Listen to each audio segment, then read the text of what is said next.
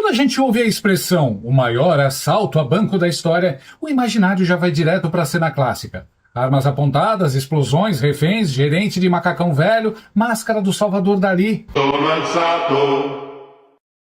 Oh bella ciao, ciao, ciao, stamattina. A Casa de Papel, trilha dramática, câmera lenta, o narrador falando. Esse foi o plano mais ousado já feito. Só que o caso do Banco Master conseguiu ser muito pior. Porque ali não teve tiro, não teve explosão, não teve cofre violado. Teve reunião. Teve café. Teve aperto de mão. O maior assalto a banco da história não precisou de fuzil, precisou de caneta. E no centro desse assalto, institucionalizado, quem diria? Ele de novo, o notório ladrão Lula. O homem que nunca sabe de nada, nunca viu ninguém, nunca conhece ninguém, mas está sempre sentado na mesa quando o dinheiro começa a sumir. E dessa vez, a quadrilha veio modernizada. Nada de máscara, nada de fantasia, nada de túnel cavado. Agora é tudo chique, tudo limpinho, tudo dentro da democracia. A quadrilha agora usa terno, gravata e toga. Porque o maior assalto a banco da história não aconteceu numa agência. Aconteceu dentro do sistema. Sem armas, sem sirenes, sem alarme disparado. Só com algumas reuniões secretas, algumas agendas apagadas e muitas canetadas milionárias. Bem-vindos ao Bananil, o único país onde o assalto é tão grande que vem com carimbo oficial.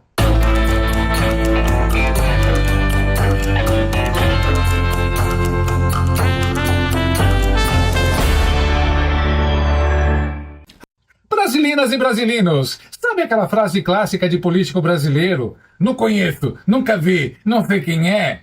Pois é, no Bananil isso virou praticamente um gênero literário. Já não é mais mentira, é estilo narrativo. É tipo realismo mágico latino-americano. O sujeito não existe, mas aparece no Planalto. Porque, segundo o Lula, ele não conhece Daniel Vorcaro. Não conhece. Só que aí a imprensa foi lá e fez aquele barulho clássico de filme de terror. Boa noite, presidente. Achamos uns registros aqui. E pá! Descobriu que o banqueiro Daniel Vorcaro, dono do Banco Master, esteve ao menos 4 vezes no Palácio do Assalto, do Planalto, entre 2023 e 2024. 4 vezes.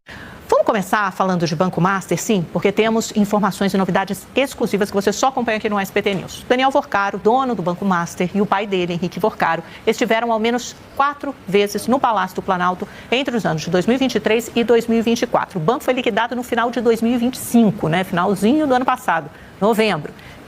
Essas reuniões, essas 4 que conseguimos registrar, obter esses registros, não inclui a reunião de dezembro de 2024, em que sim, Vorcaro esteve efetivamente com o presidente Luiz Inácio Lula da Silva. A gente conseguiu acesso às planilhas de 2023, 2024 e 2025. E qual é a informação que a gente encontrou lá? Que pelo menos 4 vezes, de 2023 para frente, o nome de Daniel Vorcaro e de seu pai, Henrique Vorcaro, aparece nessa lista. Ou seja, em ao menos 4 vezes, tanto Daniel Vorcaro, o banqueiro, quanto seu pai estiveram no Palácio do Planalto para reuniões essas todas fora da agenda. Quando você vai até a agenda das autoridades, a agenda pública, não aparece em nenhum momento reuniões, conversas com o Daniel Vorcaro e seu pai Henrique. Então, essas informações sobre os registros, elas dão ali novos elementos para a discussão sobre essa influência que Daniel Vorcaro mantinha em Brasília. Mas a gente não consegue saber que gabinete, só para explicar para a nossa audiência. Então, o que tem no Palácio do Planalto? Tem um gabinete, por exemplo, do ministro da Casa Civil, Rui Costa, ele pode ter ido visitar algum assessor de Lula que estivesse lá, você tem a SECOM também, você tem o Ministério das Relações Institucionais, então você tem outros gabinetes de ministros, que eles chamam de cozinha do Planalto, que também ficam localizados nesse prédio principal. Essas agendas, é possível saber em qual gabinete ele esteve, ou que lugar ele acessou especificamente, que andar? Nesses registros específicos do GSI, não é possível saber onde Daniel Vorcaro e seu pai Henrique Vorcaro foram. O que nós fizemos foi procurar todos os ministros que integravam o Palácio do Planalto naquela época e também a própria Presidência da República, por meio da Secretaria de Comunicação, a SECOM, e ninguém se manifestou. Nem a SECOM, nem eles. O único ministro que se manifestou dizendo que não encontrou Daniel Workar em nenhum momento no Palácio do Planalto foi Rui Costa, ex-governador da Bahia, que tinha proximidade com Daniel Workar e alguns dos seus sócios, especialmente Augusto Lima, mas o que ele diz oficialmente, por meio de nota, é que ele não se encontrou em nenhum momento com Daniel Workar e seu pai no Palácio do Planalto. Jacques Wagner, ele foi, a gente noticiou já durante a semana, foi ele quem indicou diretamente para Daniel Workar que se contratasse o ministro aposentado do Supremo Tribunal Federal, Ricardo Lewandowski, que depois assumiu o Ministério da Justiça. Então, foi o próprio Jacques Wagner que fez essa intermediação. Eu fui até Jacques Wagner, perguntei para ele, por meio da assessoria, se ele se encontrou com Daniel Workar em algum momento no Palácio do Planalto. Ele também nega, disse que nunca viu Daniel Workar no Planalto. Então, parece quase um fantasma, né, Daniel O Mantega Workar. já estava no Banco Master nessa época, no conselho do Banco Master, já atuava nessa posição em 2024, já, né? Ele estava. Ele foi contratado, assim como o Ricardo Lewandowski, os dois foram contratados, salvo engano, em 2023, não lembro em que mês de 2023, mas, inclusive, o próprio Banco Master já anunciava em 2023 que os dois eram dois dos seus consultores. Então, portanto... Então, ele pode ter sido essa ponte, né, das visitas do Daniel Workar com o Planalto, porque o Guido Mantega, sim, mantém estreitas relações com todos esses personagens. E um ponto curioso sobre o Guido Mantega, nesse material que a gente teve acesso do GSI, é que em nenhum momento aparece o nome dele nessa lista. O que é super curioso, porque até quando Lula, Janja, os outros ministros palacianos, quando eles entram, tem o registro de todos os dias da entrada dessas autoridades. De Guido Mantega, você pode pesquisar pelo nome, variedades do nome, Mantega, erros de português. Você pesquisa de qualquer jeito, você não encontra nenhum registro sobre Guido Mantega no Palácio do Planalto. Acho que tem um elevador secreto que a gente não sabe. Mas, fora isso, realmente, Lula não conhece. É tipo dizer que você não conhece sua ex, só dormiu junto 4 vezes e teve uma conversa séria sobre o futuro do relacionamento. Mas não conhece. Stalinácio trata o Palácio do Assalto, do Planalto, como se fosse o Tinder institucional da República. Ah, apareceu aqui, nem lembro quem era. Segundo os registros do GSI, que não é Netflix, mas quase, o Workar entrou no Planalto 4 de dezembro de 2023, 1º de março de 2024, 3 de abril de 2024. Tudo registrado bonitinho, horário, minuto, tudo. O cara só não passou o CPF na catraca, porque ainda não exigem.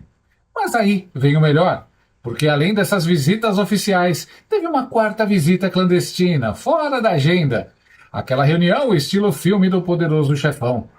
Sem registro, sem ata, sem foto. Só faltou o Lula falando: "Não anota nada, companheiro, isso aqui é só entre nós." E, coincidência das coincidências, essa reunião aconteceu justamente quando o Banco Master já enfrentava dificuldades de liquidez. Olha que sorte! O banco começa a afundar e o dono aparece no Planalto. É tipo o Titanic batendo no iceberg e o capitão indo perguntar pro presidente: Você acha melhor continuar ou vender? E o Lula respondendo: "Segue em frente, companheiro. O iceberg é da elite." Em 2025, curiosamente, quando o Banco Central liquidou o Master, nenhuma visita. Nenhuma. Aí sim, o Stalinácio não conhecia mesmo. Porque no Bananil funciona assim. Quando dá certo, o político aparece na foto. Quando dá errado, vira espírito. Daniel quem? Nunca ouvi falar. A reunião secreta foi revelada pelo jornal O Globo, depois confirmada pelo Poder 360, pelo Metrópolis. Ou seja, não foi blogueiro, não foi WhatsApp, não foi tia do Zap. Foi a velha e grande imprensa. E quem estava nessa conversa mágica? Só gente pequena. Nada demais. Guido Mantega, Rui Costa, Alexandre Silveira, Gabriel Galípolo, o CEO do banco, assessores do Planalto. Só faltou o Gilmar passando café e o Toffoli escolhendo vinho. Diga onde você vai, eu vou varrendo. Segundo a apuração, quem fez a ponte foi o próprio Guido Mantega. O mesmo Mantega que aparece em todo escândalo econômico como aquele personagem de filme ruim. Não importa o roteiro, ele sempre tá lá. É tipo Stan Lee da corrupção. Aparece em todos os filmes. Antes de falar com Lula, Mantega ainda teve uma reunião com o chefe do gabinete pessoal do presidente. Conversou, ajeitou, alinhou e depois pediu: Presidente, posso apresentar um amigo? Amigo esse que Lula diz que não conhece. É incrível. O Lula não conhece ninguém, mas todos os desconhecidos têm o telefone direto.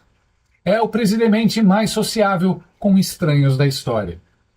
No encontro, Workar disse que queria quebrar o monopólio bancário. Essa frase sempre aparece antes da tragédia.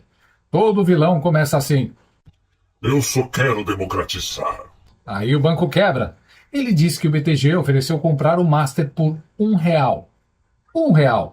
Nem o Subway hoje vende coisa por R$1. E aí ele pergunta pro Lula diretamente. Presidente, vem do banco ou sigo em frente? Meu irmão, em que país o dono de banco pergunta isso ao presidente da República? Isso não é livre mercado. Isso é RPG econômico. O cara não pergunta para o mercado, não pergunta para o investidor, pergunta para o conselho, pergunta para o Lula.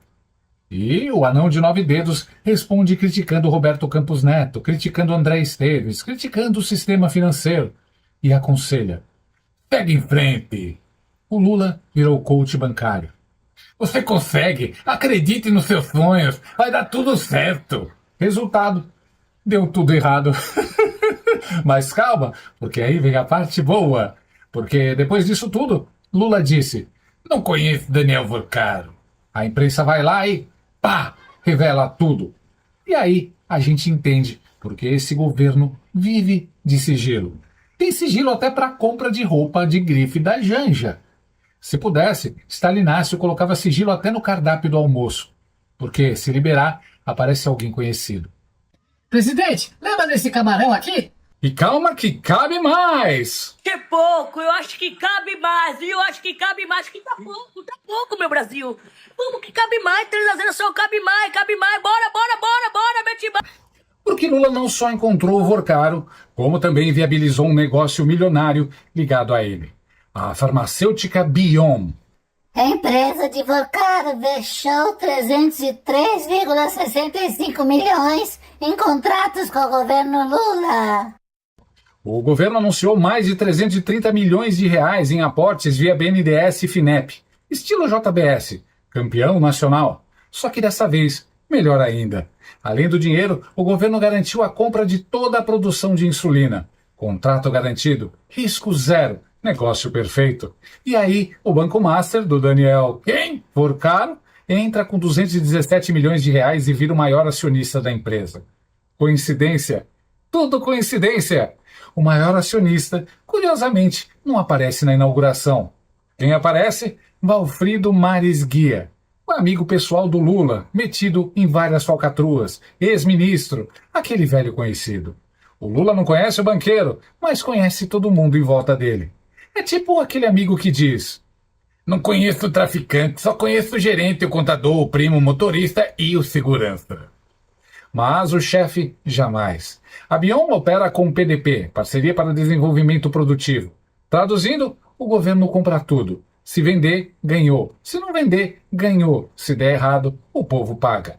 Capitalismo petista é assim. Lucro privado, prejuízo público, discurso socialista. E quem colocou o Vorcaro nisso tudo? Fontes apontam empresários ligados à bancada do PT mineiro, gente próxima do BTG, da XP e, curiosamente, os fundos usados aparecem citados em operações como Compliance Zero e Carbono Oculto. O nome já diz tudo. Quando o fundo chama Carbono Oculto, você não investe. Você foge. Estamos falando de centenas de milhões de reais em dinheiro público, enquanto o grupo aparece ligado a prejuízos bilionários. E o governo? Silêncio. Porque aqui funciona assim. Quando é escândalo amigo, vira assunto técnico. Quando alguém critica, vira ataque à democracia. O Baranil já viu esse filme. É sempre igual. Começa com contrato técnico, passa por omissão conveniente, termina com a conta no seu bolso. Viramos uma republiqueta bananeira, onde empresário compra influência e político vende discurso. Isso não é livre mercado, é pay for play. Capitalismo de compadrio. Não vence quem é melhor, vence quem molha a mão. A gente também gosta de pão com mortadela. A gente gosta. E o mais absurdo? O esquema não acabou porque alguém agiu. Acabou porque a pirâmide quebrou. Quando quebrou, tentaram empurrar o prejuízo para banco estatal. Não deu. Aí tentaram empurrar para baixo do tapete. E quem reclama tá atacando a democracia. Antidemocráticos. Democracia virou aquele botão de emergência que o sistema aperta quando está sendo descoberto. Nada disso é novo. É o mesmo roteiro da Lava Jato. Empresários mais autoridades igual a saque institucional.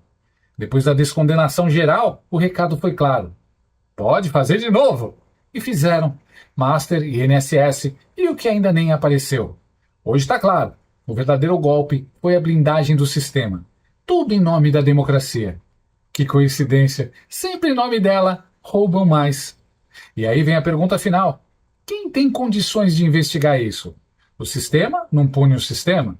É como pedir para o ladrão investigar o próprio assalto. Por isso, Lula não conhece Daniel Vorcaro. Porque no Bananil, conhecer significa assumir. E assumir é coisa que esse pessoal nunca faz. Eles só se encontram fora da agenda, 4 vezes, e com 300 milhões circulando no meio. Mas conhecer? Jamais. Porque em A Casa de Papel, o assalto precisava de plano mirabolante, máscara, refém e fuzil. Já no assalto ao Banco do Palácio do Planalto, não teve explosão, teve reunião. Não teve professor, teve presidente. E no fim, em vez da polícia atrás dos ladrões, foi o povo pagando a conta, enquanto a quadrilha saía pela porta da frente, de toga, gravata e com dinheiro legalizado.